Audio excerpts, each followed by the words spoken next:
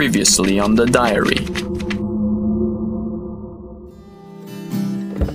The car. It was the most uncomfortable ride I've ever been on. I could tell if he was looking at my face or at my cleavage or at my skirt. The taxi driver came back 3 hours later. He didn't really finish what he started, but he definitely browsed through the deck and took with him the one card that goes between the U and the W. 2 days ago, I found myself being unable to stop crying. I hate this person so much. I hate him to death. I've been asking my dad for us to move away. He just told me a few minutes ago that he found a job and we're moving in a day or two. We are not going very far, but at least it's not his house. This day was Bobby's pool party. The highlight of the night was when kicked Bobby in the nuts. I was the very last one to leave that night. I got into his car, then I found a 10ml syringe on the floor. I don't know much about drugs, and I wasn't intending on doing any, but I started a conversation about heroin to see if he would want to shoot some with me. I thought I could inject air into his body, and he would die within minutes. We finally arrived at my house, through the back street. The first time I injected him, he looked away. He hates needles, so I saw my way in. The second time, I injected him a full load of pure air. Once more, he got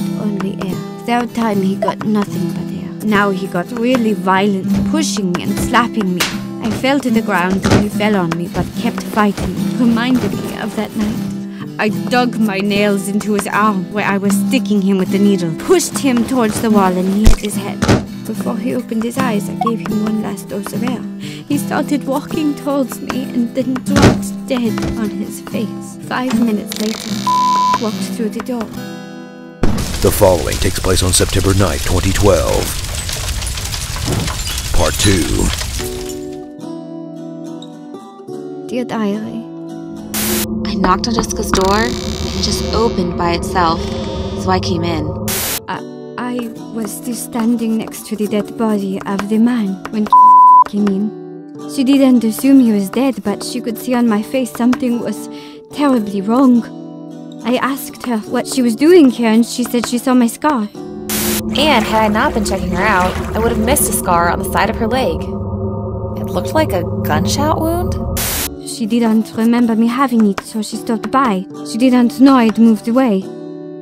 I told her everything, every detail, and she listened without judgment or pity. She said, "That explains the scar on the side of your leg," and hugged me. She just threw herself in my arms and started crying again. But she didn't let go for over an hour.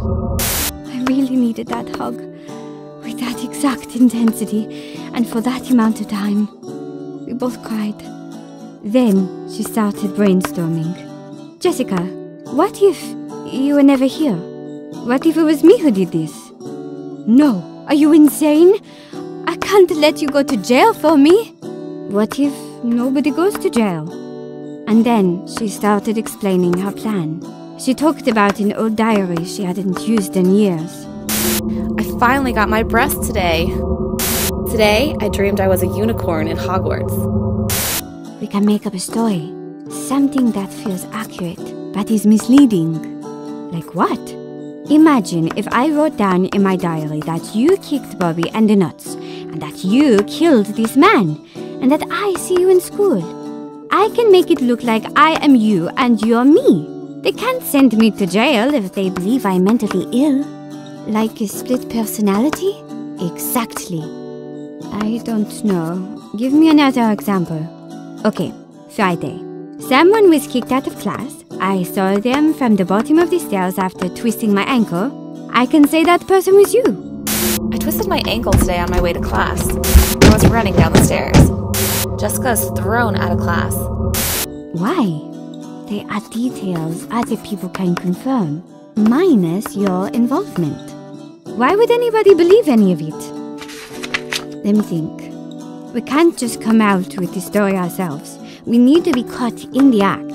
That way, people won't be suspicious that it was fabricated. Your house is on the way to Bobby's house from school.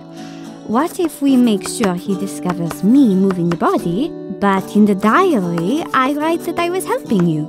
He'll corroborate everything I write, except for your presence. Bobby ratted me out?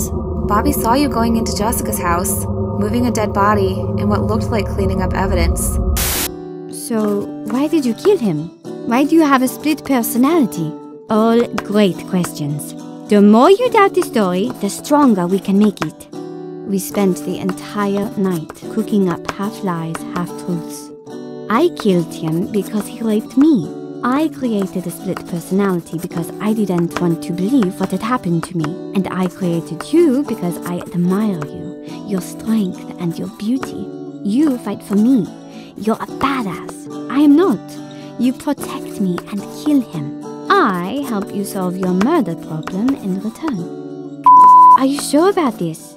Even if you don't go to prison, you will at least be sent to a mental facility for God knows how long. Why would you do that? There was a time in which you were my best friend. Somewhere along the way we pulled apart, but I never moved on. You still hold that spot in my heart. I can't let you ruin your life over this 40-year-old nematode. Can I at least be the one with the split personality? No, he already made you suffer enough. So I'll take it from here, and we'll split the misfortune. Besides, you don't even live here anymore, remember? You have the perfect alibi. You are an angel. I can't believe you will do this for me. It'll be fun. We'll continue to develop the story together. I can't wait. So I agreed to it. She made me feel like I wasn't alone in the world anymore. For the first time in a lot of days, she made me not want to escape into the night. Jessica.